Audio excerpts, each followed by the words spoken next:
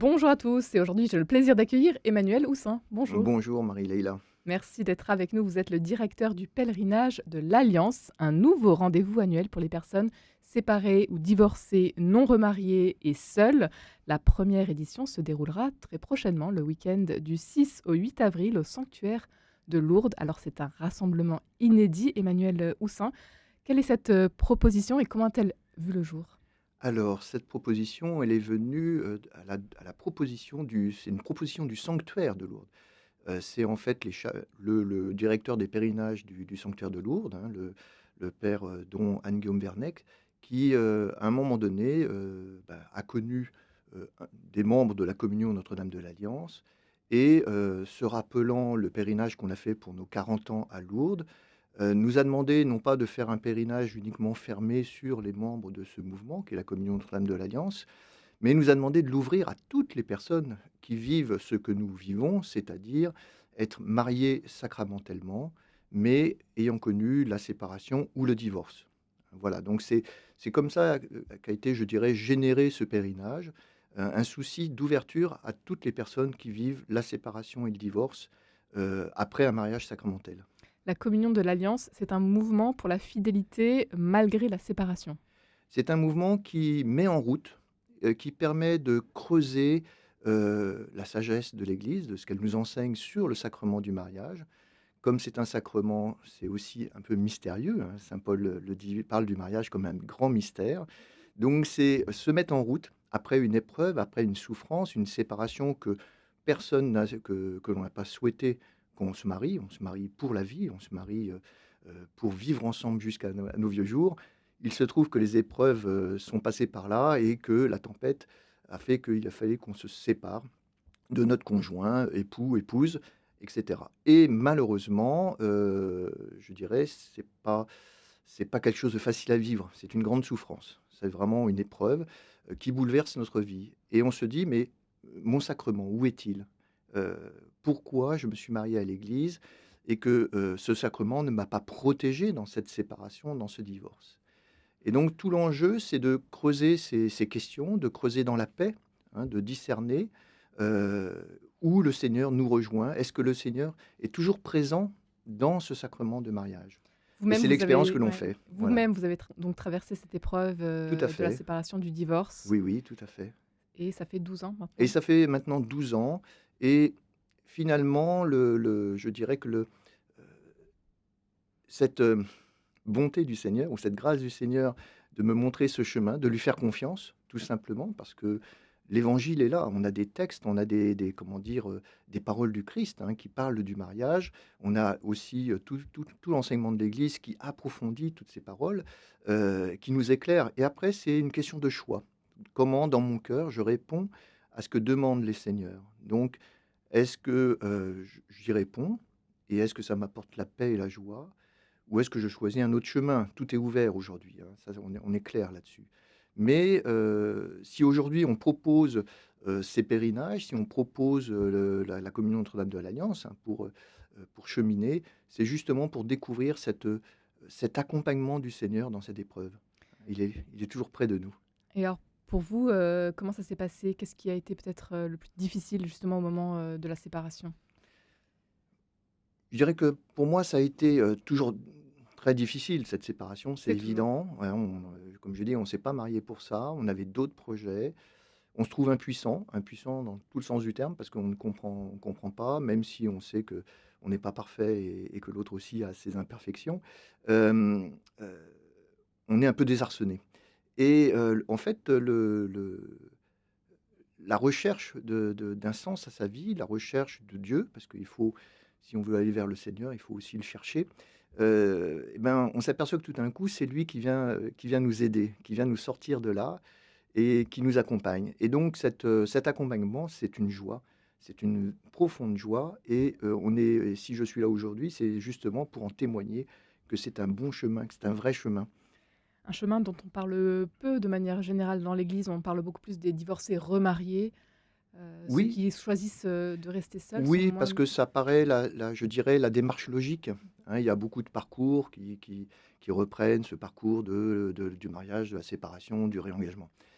Heu, j'en ai connu beaucoup malheureusement, mais aucun de ces parcours aujourd'hui ne met en évidence, et c'est dommage dans l'Église catholique parce que on a une richesse par notre Église, hein, l'enseignement de l'Église catholique. Eh ben, ce chemin de fidélité, ce chemin de paix avec soi-même, avec le Seigneur, n'est pas proposé systématiquement.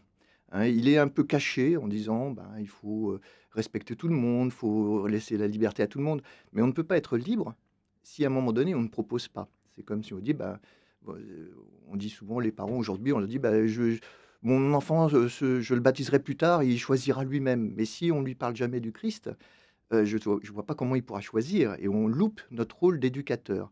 Je pense que l'Église a aussi un rôle d'éducation, c'est-à-dire de prédication, de dire voilà à quoi le Seigneur nous appelle, à quoi la vie dans l'Église nous appelle, et que c'est fondé en fin de compte.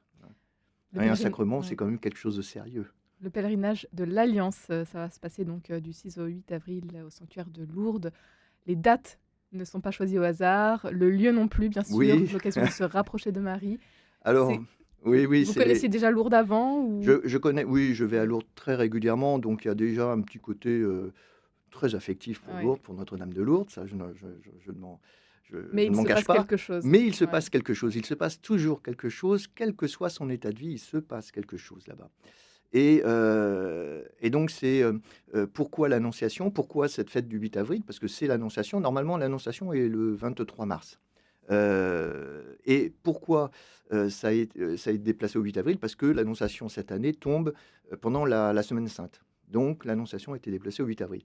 Mais l'année prochaine, elle se fera bien sûr à la date de l'Annonciation ou le week-end d'après pour permettre au maximum de personnes de venir. Et donc pourquoi la date de l'Annonciation? Ben, tout simplement parce que c'est le oui de Marie à Dieu.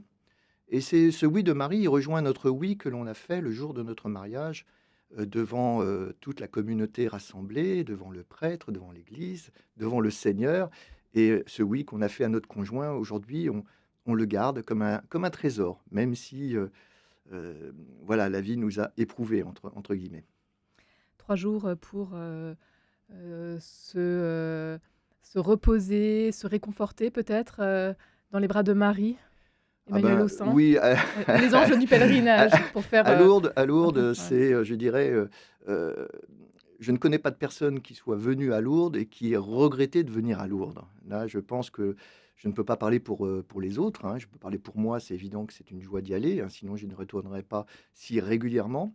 Et c'est cette joie qu'on cherche à faire partager, hein, aussi bien moi que les chapelains, que les personnes qui vont régulièrement à Lourdes, tous ceux qui organisent ce pèlerinage sont, je dirais, émus et ont envie de partager cette joie d'être à Lourdes, dans les bras de Marie, au pied de la grotte, où chacun pourra, je dirais, recueillir les grâces qui lui seront accordées, évidemment. Une centaine de personnes sont attendues. Elles seront invitées à méditer autour du psaume 104. Le Seigneur se souvient toujours de son alliance. Alors, il est encore possible de s'inscrire. Qui peut participer aujourd'hui à ce pèlerinage, Emmanuel Aussin? Alors, ben, toutes les personnes qui sont d'abord mariées sacramentellement, hein, parce qu'elles ont reçu cette grâce du sacrement du mariage, hein, qui est indissoluble, donc qui est toujours vivant aujourd'hui, même si la vie conjugale est brisée. Et ben, ce mariage sacramentel, il est toujours vivant, il est toujours en Dieu, et Dieu porte toujours en nous quelque chose de notre réponse, en fait, à cette parole que l'on a donnée, mais aussi, il vient nous rechercher dans ce chemin-là, il vient nous aider dans ce chemin-là, il vient vraiment nous soutenir, et c'est une telle joie qu'on ne peut que la partager et la proposer, hein, bien sûr, à ceux qui voudront venir et qui se sentent intérieurement appelés à cela. Donc, oui, j'ai loupé votre question là. On peut encore s'inscrire. Et On on peut peut le faire très toujours facilement. s'inscrire, on peut toujours s'inscrire. Le problème, c'est que plus on tarde et plus on sera obligé de trouver des hébergements qui seront peut-être plus éloignés du sanctuaire, alors qu'aujourd'hui, on a un hébergement qui est à 300 mètres de la porte Saint-Joseph, c'est-à-dire à 2 minutes à pied. C'est exceptionnel, à des prix tout à fait raisonnables. Donc oui, on peut s'inscrire, il n'y a pas de souci. C'est donc, ça commence le vendredi, on part le vendredi et puis on a 2 jours sur place entier avec des enseignements, de la Alors, prière? oui, le pèlerinage par lui-même commence le samedi matin, le 6. Mais bon, si vous voulez suivre tous les enseignements et la messe d'ouverture qui a lieu à 10 heures, il vaut mieux arriver la veille de façon à déjà profiter de l'ambiance du sanctuaire, de sa douceur, de profiter du 6, du 7, du 8 où il y aura monseigneur Dornelas qui fera la messe de clôture du pèlerinage et en cette très belle fête de l'Annonciation, hein, qui rappelle notre oui, dans notre mariage. Et pour ceux qui le peuvent, je leur conseille même de pouvoir réserver une nuit supplémentaire pour repartir le 9 tranquillement, Tranquillement. dans la paix, avec le sourire aux lèvres. Emmanuel Haussin, vous êtes le directeur du pèlerinage de l'Alliance, dont nous verrons donc la première édition au mois d'avril. Également membre de la communion Notre-Dame de l'Alliance. Vous êtes divorcé depuis plus de 12 ans. Qu'est-ce qui vous anime aujourd'hui pour terminer l'émission? Cette question que vous me posez, elle m'a été posée récemment par mon évêque, monseigneur Michel Pansard, qui m'a dit: «Mais Emmanuel, mais pourquoi vous faites tout ça?» Et je vais vous répondre aujourd'hui, mais c'est à cause de l'Évangile. Je pense que nous sommes baptisés, nous sommes appelés à témoigner de ce que le Christ fait dans notre vie. Sinon, ça ne sert à rien. Et comme il fait beaucoup pour moi et qu'il fait aussi beaucoup pour d'autres personnes, et ben, c'est toute cette organisation qui se met en place parce que je suis directeur certes, mais derrière, il y a pour moi des mouvements qui me suivent, hein, qui suivent ce pèlerinage. Et donc, c'est la joie d'annoncer de l'Évangile, c'est la joie du Christ qui nous assiste et de ce sacrement du mariage qui est indissoluble et qui est magnifique en fait. Un grand merci Emmanuel Haussin, 3 jours pour vivre et faire perdurer la fidélité au sacrement du mariage et la voir non pas comme un fardeau mais un don de Dieu. C'est le pèlerinage de l'Alliance à suivre donc très prochainement. Pour en savoir plus, tout simplement, le site internet www.lourdes-mariés-séparés.fr, pèlerinage de l'Alliance.